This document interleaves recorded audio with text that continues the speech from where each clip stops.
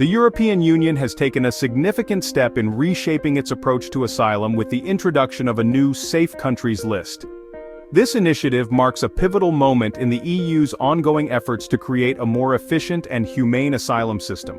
The list is part of a broader strategy aimed at addressing the complexities and challenges of modern migration.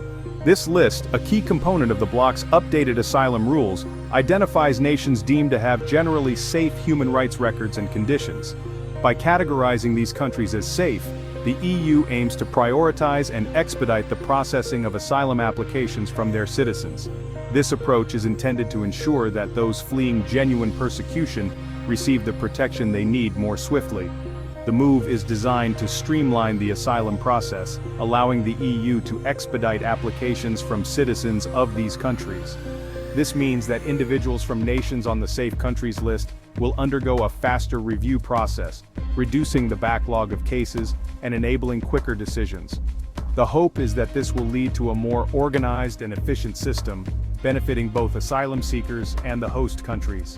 The underlying goal is to alleviate pressure on overwhelmed reception centers and allocate resources more efficiently.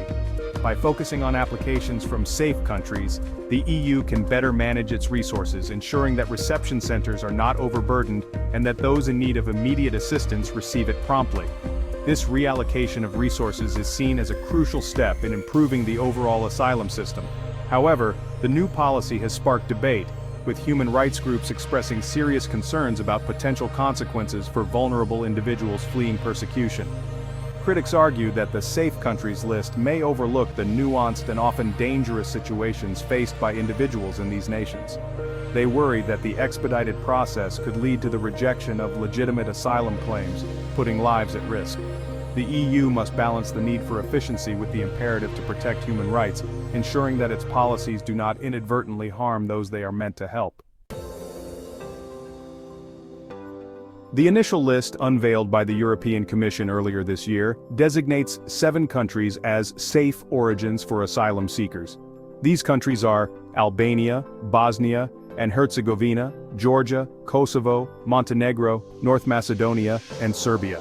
This designation implies that citizens from these nations will face a streamlined asylum process, potentially resulting in swifter decisions on their applications. The rationale behind this selection rests on the premise that these countries generally uphold human rights and offer a reasonable degree of safety to their populations. The designation of these 7 countries as safe carries significant implications for asylum seekers originating from these nations. Their applications will now be processed under an accelerated procedure. This means decisions will be made more quickly, often within a matter of weeks. While this may seem beneficial on the surface, it raises concerns about the thoroughness of these expedited assessments. Critics argue that shorter processing times could disadvantage genuine asylum seekers who may not have sufficient opportunity to present their cases effectively.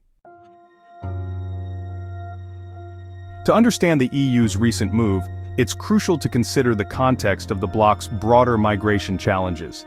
The EU has been grappling with a significant influx of migrants and asylum seekers in recent years, putting immense strain on its asylum systems. Reception facilities in several member states have been overwhelmed, leading to concerns about overcrowding and inadequate living conditions. The new asylum rules, including the safe countries list, are part of a broader strategy to manage these challenges by streamlining procedures and prioritizing resources. Examining the asylum recognition rates for citizens from the newly designated safe countries offers a glimpse into the potential impact of this policy shift. Data from Eurostat reveals that approval rates for asylum applications vary significantly among these nations. For instance, in 2023, citizens of Albania had an asylum recognition rate of just 5%, while applicants from Bosnia and Herzegovina had a 12% approval rate. These figures suggest that a substantial proportion of asylum claims from these countries are ultimately rejected. While the EU's aim to streamline asylum procedures might appear practical on the surface, human rights organizations have sounded the alarm about potential pitfalls, particularly for vulnerable groups. They argue that the designation of entire countries as safe risks overlooking the dangers faced by individuals facing persecution due to their ethnicity, religion, sexual orientation, or political beliefs. These groups fear that expedited processes could result in legitimate asylum claims being dismissed without proper consideration.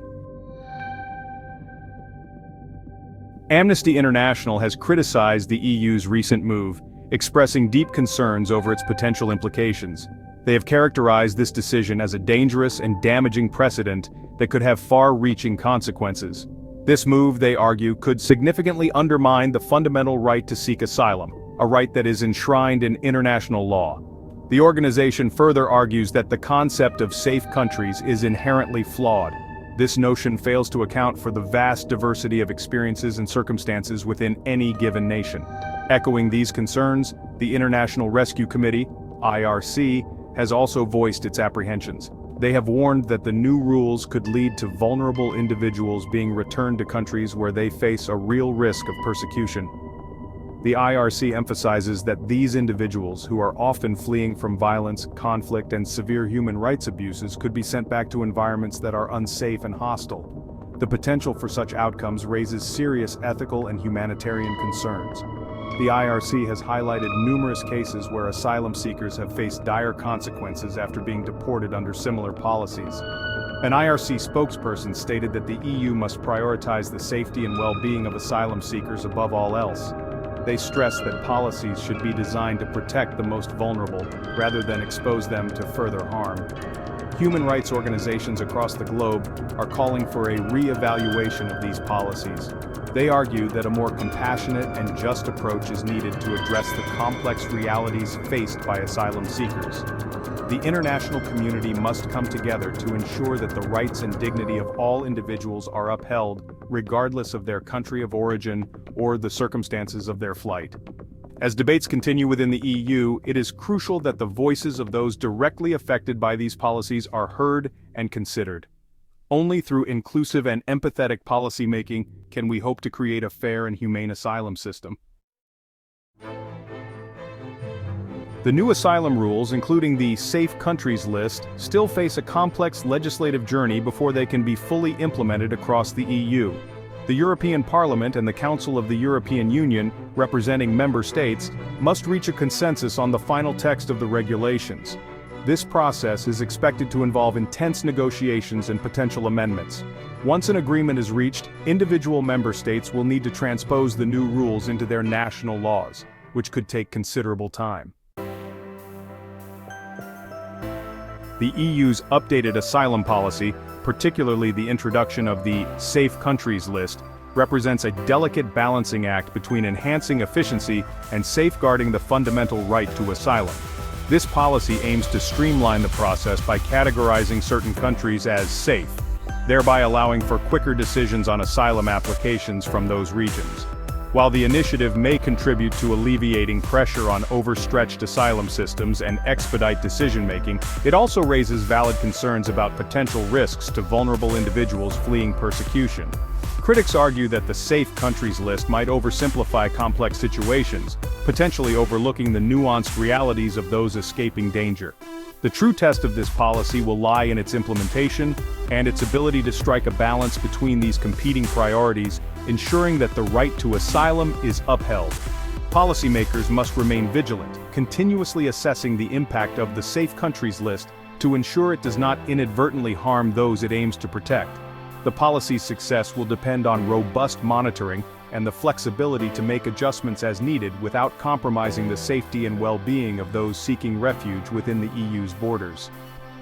The EU must also invest in support systems for asylum seekers, providing adequate resources for legal assistance, mental health services, and integration programs. By doing so, the EU can create a more humane and efficient asylum process that respects the dignity and rights of all individuals seeking protection.